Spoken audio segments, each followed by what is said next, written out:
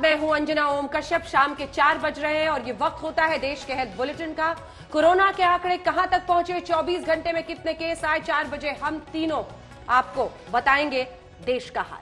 जी हां, सिर्फ देश की सेहत ही नहीं बल्कि कोरोना से लड़ने के लिए केंद्र सरकार क्या क्या कदम उठा रही है, कोरोना के बीच चक्रवाती तूफान से लड़ाई देश की कैसे चल रही है, मैं आपको बताऊंगा।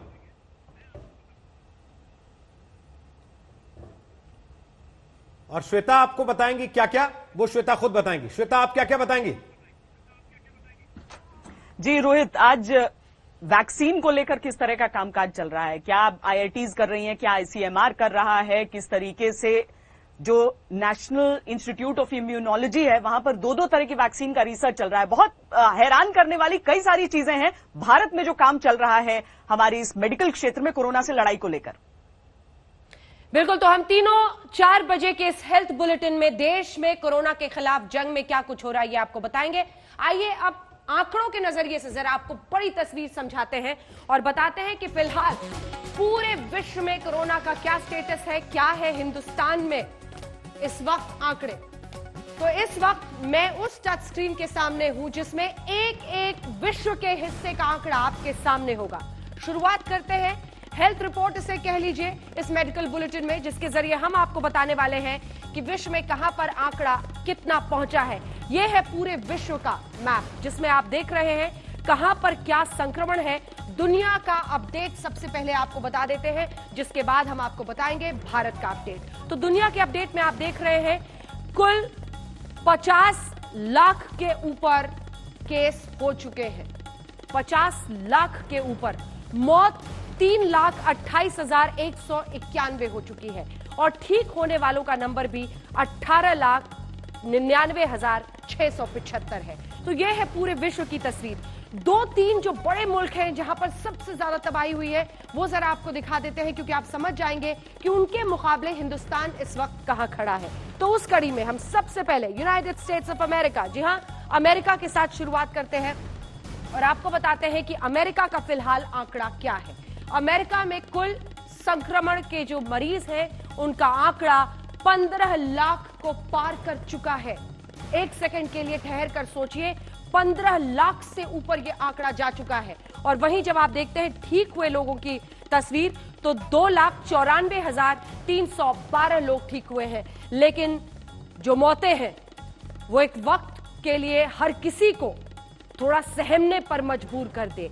93,000 बहुत करीब है 1 लाख लोगों के मृत लोगों की संख्या। तो ये हमने आपको पूरे विश्व की, अमेरिका की तस्वीर बता दी। अब जल्दी से आते हैं भारत के अपडेट पर। आपको बताते हैं भारत में कुल कोरोना मरीजों का आंकड़ा अभी कहां तक पहुंचा है, 1,12,000। देखिए, ये हर किसी का कहना था कि जैसे ही लॉकडाउन में थोड़ी ढील दी जाएगी आंकड़े बढ़ेंगे, और वही होता हुआ दिखाई दे रहा है। जब आप देखते हैं कि आंकड़ा 1,12,000 के पार चला गया है।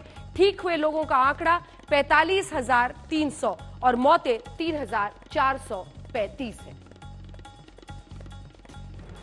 तो यह है बड़ी तस्वीर जिसमें आप समझ सकते हैं कि हिंदुस्तान के लिए मृत्यु दर का कम होना शायद सबसे बड़ी राहत की बात है। अब जल्दी से राज्यों के हालात पर आपको लिए चलते हैं, क्योंकि आप जिस राज्य में होंगे आपकी ये चिंता होगी कि उस राज्य के आंकड़े इस वक्त क्या कह रहे हैं। तो सबसे पहले महाराष्ट्र के साथ शुरुआत करते हैं। महाराष्ट्र वही राज्य है जो टॉप 5 में सबसे ऊपर 39,297 पॉजिटिव केसेस हैं, 10,318 ठीक हुए हैं, लेकिन 1,390 लोगों की मौत हो चुकी है। तो इससे ये पूरा आंकड़ा महाराष्ट्र का आपको देख लिया आपने। अब गुजरात पे चलते हैं, क्योंकि गुजरात दूसरे नंबर पर है। संक्रमण यहां पर जिस तेजी से फैल रहा है उसको लेकर भी चिंता लगातार बनी हुई है।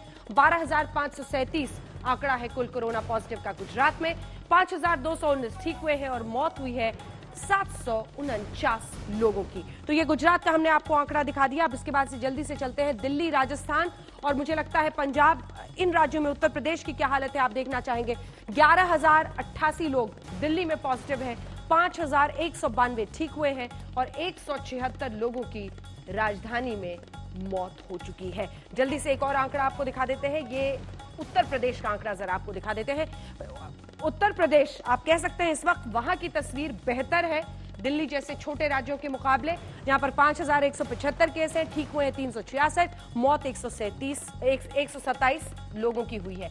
राजस्थान का आंकड़ा आपको दिखा देते हैं, क्योंकि टॉप 5 में राजस्थान भी शामिल है। राजस्थान में 6015 लोग अभी कोरोना संक्रमण यहां पर, लेकिन ये मौत का आंकड़ा बताता है कि काफी हद तक ज्यादा लोग ठीक हुए हैं, यानी मृत्यु दर को काबू करने में राजस्थान ने काफी अच्छी परिस्थिति हासिल की है। मुझे लगता है केरला को देखे बिना हम आगे नहीं बढ़ सकते हैं, क्योंकि केरला ने जिस रफ्तार से काबू पाया है, संक्रमण की शुरुआत हुई थी जब 31 जनवरी को पहला मामला आया था, उसके बाद से जो संक्रमण केरल में बहुत तेजी से फैला था, लेकिन केरल में अब पॉजिटिव 666 है, ठीक हुए हैं 502, मौत 4 लोगों की हुई है। तो मुझे लगता है कि ये एक ऐसी सूरत है केरल की जिसका हम सभी को इस मॉडल को अपनाना होगा। सार्स जैसे बीमारियों की वजह से उन्होंने पहले से ही तैयारी कर रखी थी शायद, जिसकी वजह से उनके पास ये एज था। अब हम वायरस मीटर आपको दिखाएंगे और वायरस मीटर से आपको काफी कुछ पता चलेगा कि परिस्थितियां इस वक्त क्या है। जो वायरस मीटर में पॉजिटिव केसेस है वो हम सबसे पहले आपको दिखाते हैं। देखिए पूरे विश्व का कंपैरिजन, यहां पर वो डेटा हमने आपके लिए रखा है। जब आप पूरे विश्व के कंपैरिजन में देखते हैं तो देखिए किस तरह से आंकड़ा बढ़ रहा है, अमेरिका कहां पहुंच गया है, और ये भारत में भी अब मामला लाख के ऊपर चल गया है, लेकिन 15 लाख 15.5 लाख के साथ सबसे आगे अमेरिका है, और उसके बाद स्पेन आप देख रहे हैं 2,32,000, फिर तीसरे नंबर पर इटली, फ्रांस, जर्मनी, और भारत काफी नीचे है। लेकिन आंकड़ों के मुकाबले चूंकि इस ग्राफ में हम आपको दिखा रहे थे, इसलिए हमने यहां पर दिखाया कुल केस पूरे विश्व का आप देख रहे हैं। अब पॉजिटिव यानी ये संक्रमण के मामले थे, अब जो डेथ्स हुई है, जो मृत्यु हुई है पूरे विश्व में, उसका मीटर क्या कहता है ये, क्योंकि अगर देखिए संक्रमण तो फैल रहा है, संक्रमण को रोकने से ज्यादा इस वक्त फोकस है कि मृत्यु कम से कम लोगों की हो, और इसीलिए ये मौत का आंकड़ा आप देखिए अमेरिका सबसे ऊपर, जहां पर सबसे ज्यादा अब तक मौतें हुई हैं, और आज ही वहां पर ये चर्चा लगातार छिड़ रही है कि क्या वक्त रहते अगर लॉकडाउन लिए होते तो इतने लोगों को मरने से रोका जा सकता था।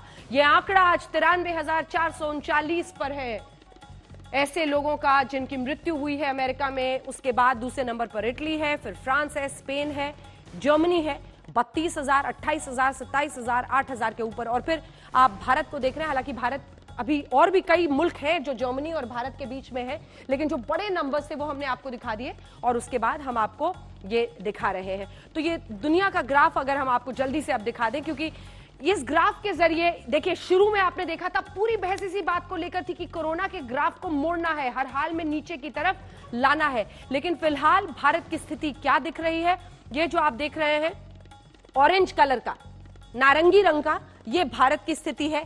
ग्राफ में आप देख रहे हैं कि हम स्टेडी तो है, बहुत स्टीप राइज नहीं है सीधा ऊपर की तरफ जैसा हमने देखा है। ये नीले रंग का देखिए अमेरिका भी अब प्लाटो की तरफ बढ़ रहा है। ऐसे ही जब आप उसके बाद इटली को देखते हैं गाढ़े हरे रंग में, तो ये देखिए लगभग बराबर की स्थिति में दोनों दिखाई देते हैं। फिर तीसरी रंग की जब आप पहचान कीजिए चीन को, अब चीन का तो मामला जरा सा अटपटा है, क्योंकि चीन पर यह आरोप है कि उन्होंने कई आंकड़े छुपाए हैं, और जो एसिम्प्टोमेटिक थे यानी जिनके लक्षण नहीं दिख रहे थे उन केसेस को उन्होंने शामिल ही नहीं किया। बहरहाल जो भी आंकड़े विश्व के सामने उन्होंने रखे उसके आधार पर ये उनका ग्राफ है। यहां पर थोड़ा सा एक राइज था और उसके बाद से फिर से वो आगे की तरफ बढ़ रहे हैं। अब हम आपको स्पेन का ग्राफ दिखाते हैं। ये पीला रंग देखिए, इसको जब आप ट्रेस करेंगे तो स्टीप राइज। यूरोप में जिन मुल्कों में सबसे ज्यादा संक्रमण फैला उसमें इटली और स्पेन सबसे आगे थे। जर्मनी ने काफी दिनों तक नियंत्रित रखा, लेकिन बाद में वहां पर भी इजाफा हुआ। जर्मनी का आप हल्के हरे रंग का देख रहे हैं, और फिर भारत का आंकड़ा देखिए। भारत ने लॉकडाउन के साथ, जब हमने सख्ती के साथ शुरू में लॉकडाउन का पालन किया तो फिर केसेस धीरे धीरे ही बढ़ रहे थे, लेकिन उसके बाद एक इजाफा देखा गया ग्राफ में, और अब हम लगभग वहां पर हैं जहां पर चीन का ग्राफ है। एक बार जरा बड़ा वाला स्क्रीन दिखा दीजिए जिससे लोग इसको पर्सपेक्टिव में समझ पाएंगे। ये देखिए, ये जो आप बड़ा वाला ग्राफ देख रहे हैं यहां पर, ये देखिए ये वाला ग्राफ, ये ग्राफ जब आप देख रहे हैं तो ये नारंगी कलर जो है, नारंगी कलर है, यहां पर आप देख रहे हैं, यहां पर हम लगभग चीन के उसी प्लाटो के बराबर आ गए हैं। तो ये बड़े स्क्रीन पर हमने आपको दिखा दिया है। सबसे पहले आप ये नीले रंग में अमेरिका को देख रहे हैं। अमेरिका देखिए सबसे ऊपर अभी भी है, और अमेरिका के बाद इटली और स्पेन दोनों लगभग अभी बराबर की स्थिति में है इतने दिन बीत जाने के बाद। उसके बाद आप देख रहे हैं जर्मनी की परिस्थिति जो हल्के हरे रंग में है, और फिर ये चीन और ये भारत। यहां देखिए शुरू में गैप देखिए हमने कैसे तमाम मुल्कों से बनाकर रखा था, लेकिन ये जो गैप है वो अब धीरे धीरे खत्म हो चुका है लगभग, और हम भी लाख से ऊपर मामलों पर आ गए हैं। अब एक बार फिर से एक जो आंकड़ा है रोज नए केस का, वो हम आपको जल्दी से दिखा दें। हर राज्य का आंकड़ा हम आपके सामने रख रहे हैं, महाराष्ट्र, तमिलनाडु, और याद रखिए ये एक एक जो तारीख है मई के महीने की, उसके ये आंकड़े हैं। 5 मई से शुरुआत करते हुए हम आपको 9 मई, 15 मई, महाराष्ट्र लगभग, गुजरात का आप आंकड़ा देखेंगे कई बार वो आगे पीछे होता रहा, लेकिन इन सब के बीच अभी जब आप देखते हैं तो ये है फाइनल तारीख जिसमें महाराष्ट्र नंबर 1 पर है, तमिलनाडु, दिल्ली, गुजरात, मध्य प्रदेश, उत्तर प्रदेश और फिर बिहार। ये पूरा आंकड़ा आपने देख लिया कि रोज जो नए मामले आ रहे हैं, नए मामले जो 20 मई को आए हैं वो 4530 है, और उनमें नए मामले जो आप देख रहे हैं सबसे ज्यादा अभी भी महाराष्ट्र में ही है और उसके बाद तमिलनाडु में है। 1 लाख लोगों पर कहां कितने टेस्ट हुए हैं ये सब कुछ हम आपको बताएंगे।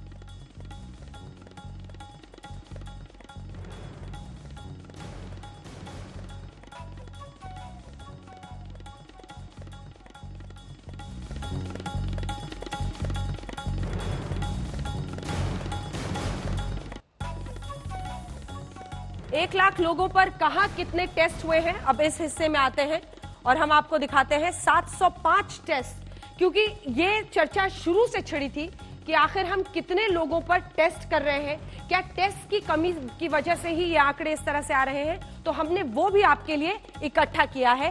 प्रति 1 लाख लोगों पर किस राज्य में कितने टेस्ट हो रहे हैं, तो दिल्ली में प्रति लाख लोगों पर 705 टेस्ट फिलहाल किए जा रहे हैं।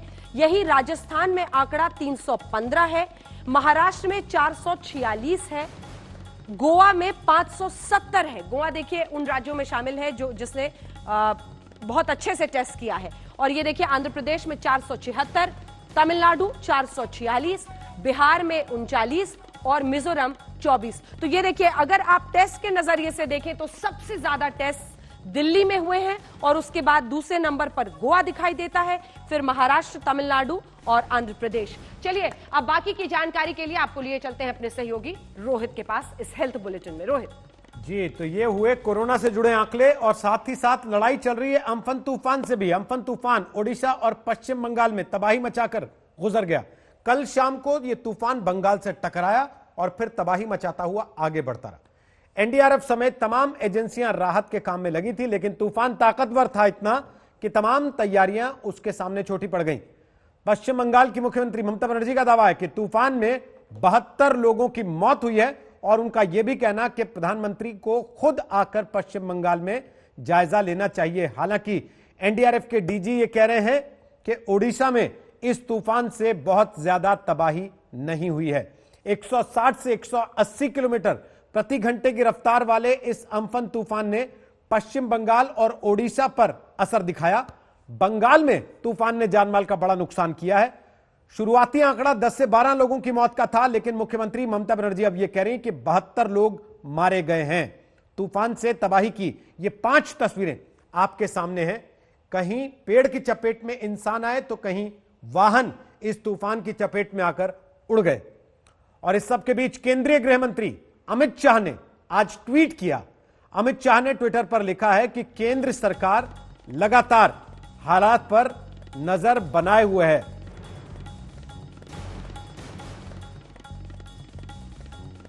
तो गृह मंत्री अमित शाह ने ट्वीट करके यह कहा कि हम संबंधित अधिकारियों के लगातार संपर्क में हैं। ओडिशा के सीएम नवीन पटनायक से सरकार केंद्र की लगातार संपर्क में है, उनसे बात की गई है। सीएम पश्चिम बंगाल की ममता बनर्जी, उनसे भी बातचीत की गई है। यह बात केंद्रीय गृह मंत्री अमित शाह ने कही और यह भी कहा कि केंद्र सरकार राज्यों को हर संभव मदद इस मामले में करने के लिए तैयार है, और यह भी कि सरकार अम्फन तूफान पर लगातार नजर बनाए हुए है। तो एक तरफ कोरोना से लड़ाई, दूसरी तरफ तूफान से लड़ाई, लेकिन उस सब के बीच जिंदगी को आगे भी बढ़ाना है। 25 मई से अब घरेलू हवाई सेवा शुरू हो रही है। नागरिक उड्डयन मंत्री हरदीप पुरी ने हवाई सेवा शुरू करने का पूरा ब्यौरा आज देश के सामने रखा है। बड़ी बातें यह हैं कि यात्रा के लिए अब आपको डोमेस्टिक यानी कि घरेलू उड़ान के लिए भी 2 घंटे पहले एयरपोर्ट पर पहुंचना अनिवार्य होगा। अगले 4 घंटे तक के सफर वालों को ही आने की इजाजत एयरपोर्ट पर मिलेगी। मास्क और ग्लव्स दोनों चीजें यात्रियों के लिए जरूरी होंगे और साथ में जो जरूरी होगा वो होगा उनके मोबाइल फोन में आरोग्य सेतु ऐप का होना। अधिकृत टैक्सी सर्विस या फिर निजी व्हीकल से, निजी वाहन से ही एयरपोर्ट तक पहुंचना जरूरी होगा। सिर्फ एक बैग के चेक इन की इजाजत होगी, यानी कि आप ज्यादा सामान लेकर भी ट्रेवल नहीं कर पाएंगे, यात्रा नहीं कर पाएंगे। और केवल हवाई यात्रा नहीं बल्कि ट्रेन को लेकर भी आज ऐलान हुआ। रेल मंत्री ने बड़ा ऐलान यह किया है कि जल्दी ही ट्रेनों की संख्या बढ़ा दी जाएगी। 2 से 3 दिन में अलग अलग स्टेशन के टिकट काउंटर भी खुल जाएंगे, यानी कि हवाई यात्रा के साथ साथ रेल यात्रा के भी दरवाजे अब खोलने की तैयारी कर ली गई है।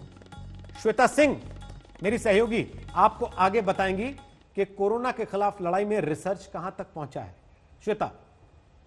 हाँ, क्योंकि अभी तक क्या होता था, सरकार की तरफ से एक हेल्थ बुलेटिन दिया जाता था, लेकिन हम तो आज तक पर जिस तरह से जानकारियां दे रहे हैं, ये हेल्थ बुलेटिन आपके लिए बहुत ज्यादा जरूरी है। जब 4 बजे से हम आपको ये लगातार बता रहे हैं कि आंकड़े क्या कह रहे हैं, देश किन किन मुसीबतों का सामना इस समय कर रहा है।